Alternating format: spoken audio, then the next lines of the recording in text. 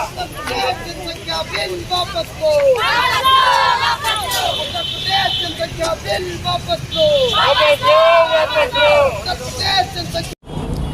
देश में जनसंख्या नियंत्रण कानून ड्राफ्ट हो चुका है। लागू होने से पहले सारी विपक्षी पार्टियां और जो मुस्लिम समुदाय हैं, शिया पर्सनल लॉ बोर्ड, वो सरकार को घेरने पे लगी हुई हैं। और सोशलिस्ट पार्टी ऑफ इंडिया की तरफ से ये धरना हो रहा है। आपको बता दें, जनसंख्या नियंत्रण कानून को लेके ये लोग अपनी नाराज़गी जाहिर कर रहे हैं। यहाँ पे जो मुख्य तौर पे मौजूद लोग हैं, उनका नाराज़गी साफ देखी जा सकती है। यहाँ पे संदीप पांडे भी मौजूद हैं, जो कि एक बेहतरीन सोशल वर्कर के तौर पे देखे जाते हैं लखनऊ में। हम उनसे जानने की कोशिश करेंगे कि जनसंख्या नियंत्रण कानून पे उनका क्या कहना है।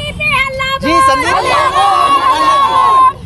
क्या कहना है जनसंख्या नियंत्रण कानून के ऊपर आपका? क्या ये सही समय था जनसंख्या नियंत्रण कानून को लागू करने का, या ये राजनीति है? देखिए, ये जो जनसंख्या बिल लाया गया है, ये इसकी न तो अभी ज़रूरत थी न कभी ज़रूरत है। लेकिन हमारे दो का नारा काफ़ी समय से आ रहा है, उसको लागू करने का समय का ये बिल्कुल उचित समय था। नहीं, वही मैं बता रहा था कि जो हमारे दो का नारा है, ये अपने आप लागू हो ही रहा था। भारत में जो जनसंख्या है वो स्थिरीकरण की तरफ बढ़ रही है। पूरी दुनिया में ये देखा गया है कि जब आप महिला को शिक्षा देंगे, जब आप महिला को रोज़गार देंगे, तो आपकी जनसंख्या पे नियंत्रण अपने आप स्थापित होगा ही। बांग्लादेश में ये काम 10 साल पहले हो गया है। 2011 में बांग्लादेश का प्रति परिवार बच्चों की संख्या 2.2 पे पहुंच गई थी, जबकि 2.1 पे माना जाता है कि जनसंख्या स्थिर हो जाती है। और भारत भी उस दिशा में बढ़ रहा है, और इसकी कोई ज़रूरत नहीं थी। ये पूरा राजनीति से प्रेरित है, और ये अगले विधानसभा चुनाव को देखते हुए लाया गया है। उत्तर प्रदेश सरकार तमाम मोर्चों पे, कोविड पे, पंचायत चुनाव में, तमाम मोर्चों पे विफल है। वो अपनी जो नाकामी है उसको छुपाने के लिए और ध्रुवीकरण की राजनीति करने के लिए ये बिल लेके आई है। जनसंख्या नियंत्रण कानून से क्या नुकसान होंगे देश को? देखिए, नुकसान ये होगा कि जब आप ये कहेंगे कि लोग 2 ही बच्चे पैदा कर सकते हैं, तो जिस महिला के गर्भ में अगर लड़की का भ्रूण आ गया, क्योंकि अपने देश में लोग लड़का पैदा करना पसंद करते हैं, तो भ्रूण के अंदर लड़कियां मारी जाएंगी, भ्रूण हत्या होगी। और ये जो है, ये कुल मिला के महिला के खिलाफ है और लड़कियों के खिलाफ है। इससे भारत का लिंग अनुपात और बिगड़ जाएगा, जो पहले से ही बिगड़ा हुआ है। अभी शिया पर्सनल लॉ बोर्ड के जनरल सेक्रेटरी यासूब अब्बास ने भी जनसंख्या नियंत्रण कानून के ऊपर अपनी नाराज़गी दर्ज कराई है। तो क्या ये मुस्लिम विरोधी कानून माना जा रहा है क्या? यहाँ पे मुस्लिम तादाद में ज़्यादा महिलाएं देखने को मिल रही हैं। देखिए, ऐसा है कि जनसंख्या का ताल्लुक किसी धर्म जाति से नहीं होता है, वो गरीबी से होता है।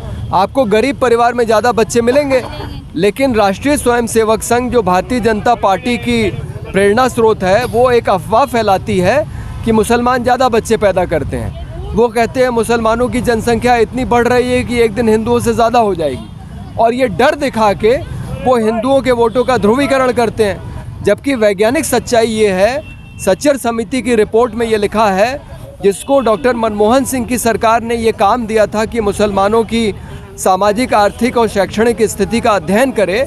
वो रिपोर्ट ये बताती है आंकड़ों के आधार पे कि मुसलमानों की जनसंख्या इस देश में 19% पे जाके स्थिर हो जाएगी। तो वैज्ञानिक तथ्य ये है, लेकिन आरएसएस और भाजपा का प्रचार है कि मुसलमानों की जनसंख्या बढ़ रही है। इसलिए वो इस कानून को लेके आए हैं, और वो ये संदेश देना चाहते हैं कि हम मुसलमानों की जनसंख्या को नियंत्रित करेंगे और हिंदू वोटों का ध्रुवीकरण करना चाहते हैं। ये एकदम राजनीति से प्रेरित है। तो आने वाले चुनाव में क्या भाजपा को इस चीज़ का फ़ायदा मिलेगा? देखिए, भाजपा को कितना फ़ायदा मिलेगा या नहीं मिलेगा, लेकिन हमने ये तय किया है कि हम इस मुद्दे को राजनीतिक मुद्दा बनाएंगे। हमारे बगल में ये रानी बैठी हैं, ये विधानसभा चुनाव लड़ने वाली हैं, और दूसरे लोग भी जो विधानसभा चुनाव लड़ने वाले हैं। हम इस मुद्दे को उठाएंगे कि भारतीय जनता पार्टी की केंद्रीय स्वास्थ्य और परिवार कल्याण मंत्री डॉक्टर भारती पवार कह रही है कि ये नीति गलत है। पूरी दुनिया में अगर जनसंख्या नियंत्रण हुआ है तो महिलाओं के सशक्तिकरण से हुआ है, महिलाओं को शिक्षा और रोजगार देके हुआ है। तो ज़बरदस्ती आप जनसंख्या नियंत्रित नहीं कर सकते, ये तरीका ही नहीं है। जब सब लोग इस बात को मान रहे हैं तो योगी सरकार इसको जनता पे क्यों थोप रही है, ये सवाल हम लोग खड़ा करेंगे। यहाँ पे जो महिलाएं हैं वो भाजपा गवर्नमेंट से नाराज़ नज़र आ रही हैं, लेकिन मौजूदा समय में भी रोज़गार लोगों के पास नहीं है।